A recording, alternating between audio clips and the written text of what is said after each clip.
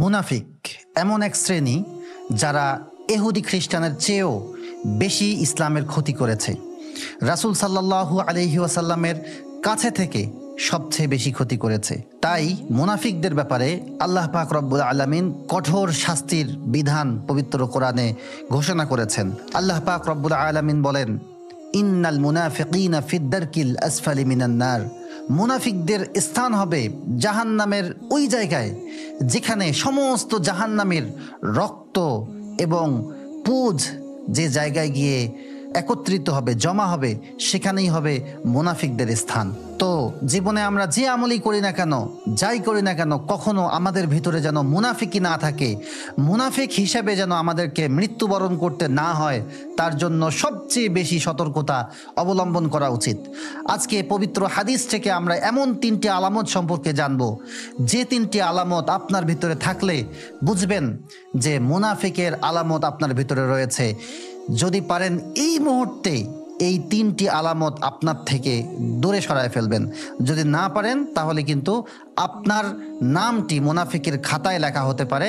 আল্লাহ না করুক, এর কারণে মুনাফিকদের সঙ্গে আপনার হাসর নাসর এবং জাহান্নাম হতে পারে। আল্লাহ তাআলা আপনাকে, আমাকে, আমাদের সকলকে ক্ষমা করুক। তো এই সম্পর্কে একটি হাদিস উল্লেখ হয়েছে সহিহ বুখারীতে, হাদিস নাম্বার 33।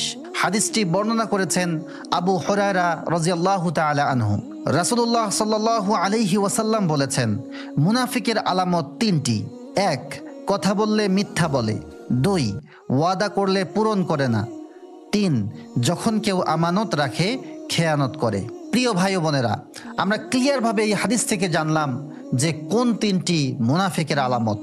প্রিয় ভাই ও বোনেরা, এই হাদিসের মধ্যে 3টি আলামতের মধ্যে প্রথম যে আলামতের কথা বলা হয়েছে সেটি হচ্ছে মিথ্যা বলা। দেখুন আজ সমাজে মিথ্যা কথা কিভাবে ছড়িয়ে পড়েছে। আমরা ফোন কানে দিলেই মিথ্যা কথা বলি, একে অপরের সঙ্গে কথা বলছি, খুব গুরুত্বপূর্ণ কথা না, সাধারণ কথা, তার মধ্যেই আমরা একে অপরের সঙ্গে কথা বলে এমন কিছু মিথ্যা বলছি যে মিথ্যাগুলো কখনোই বাস্তব নয়, আর আমরা সেটাকে নাম দিচ্ছি চাপা। আমরা চাপা হিসেবে মিথ্যাটাকে প্রতিষ্ঠিত করার চেষ্টা করছি, যেটা মোটেও ঠিক নয়। কারণ মিথ্যা মিথ্যাই, মিথ্যা কখনো চাপা হতে পারে না। আমরা মিথ্যাটাকে হালকা করার জন্য এটার নাম দিয়েছি চাপা।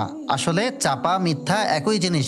আমরা যেন এই মিথ্যা থেকে নিজেকে বিরত রাখতে পারি ইনশাআল্লাহ। দ্বিতীয় নাম্বারটি আরও গুরুত্বপূর্ণ, ওয়াদা করলে রক্ষা করা। আমরা যে ওয়াদা রক্ষা করতে পারবো না সেই ওয়াদা আমরা কখনোই করব না। এটা যেন আমাদের একটা নীতি হয়, যে ওয়াদা আমরা রক্ষা করতে পারবো শুধুমাত্র সেই ওয়াদাই যেন আমরা করি। এটা কিন্তু খুবই গুরুত্বপূর্ণ একটা বিষয়। আর আমানতের খেয়ানত, এটা তো একেবারেই মহামারী আকারে ছড়িয়ে পড়েছে। বোন যদি ভাইয়ের কাছে কিছু আমানত রাখতেছে, সেটা আমানতের খেয়ানত সে করে ফেলছে। বন্ধু বন্ধুর কাছে আমানত রেখে ঠকে যাচ্ছে। ব্যাংকগুলো আমানতের টাকা নিয়ে ভেগে যাচ্ছে। প্রবাসী ভাই বোনেরা মাথার ঘাম পায়ে ফেলে অর্থ উপার্জন করে কষ্টের অর্থ আমানত হিসেবে দেশে পাঠাচ্ছে। ভাই বোন, স্ত্রী, সন্তান সবাই মিলে সেই আমানতের খেয়ানত করেই চলেছে। তো এই যে বিষয়গুলো, এই বিষয়গুলো থেকে যদি আমরা নিজেদেরকে হেফাজত করতে না পারি, এখনই এগুলো যদি আমরা বন্ধ করতে না পারি, তাহলে কিন্তু আমাদের খুব সম্ভাবনা রয়েছে যে মুনাফিকের খাতায় আমাদের নামটা লেখা হয়ে যেতে পারে। আর যদি এটা হয় তাহলে আমাদের জন্য এটা কতটা বিপজ্জনক এবং কতটা ভয়ানক হতে পারে আমরা কি একবারও কল্পনা করে দেখেছি? একবারও কি উপলব্ধি করতে পেরেছি? আমরা আসলে দুনিয়ার মোহে আখেরাতের কথাগুলো শুনলেও আমাদের অনুভূতি জাগ্রত হয় না।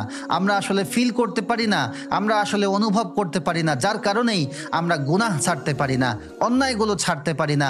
আল্লাহ রাসূল সাল্লাল্লাহু আলাইহি ওয়াসাল্লাম যে সমস্ত দিক নির্দেশনা দিয়েছেন, যে সমস্ত কাজ থেকে আমাদেরকে বিরত থাকতে বলেছেন, আমরা আসলে থাকতে পারি না। তাই আসুন আমরা আমাদের অনুভূতিকে জাগ্রত করি এবং এই সমস্ত বিষয়গুলোকে মেনে চলি এবং সর্বদা সঠিক পথে, ন্যায়ের পথে, হকের পথে থেকে আল্লাহর সন্তুষ্টি অর্জন করে জান্নাতের মালিক আমরা সকলেই বনে যাই। আল্লাহ পাক রব্বুল আলামিন আপনাকে, আমাকে, আমাদের সকলকেই সেই তৌফিক দান করুন। আল্লাহুম্মা আমিন। ভিডিওটি ভালো লাগলে শেয়ার করবেন যাতে অন্যরা জানতে পারে। আসসালামু আলাইকুম।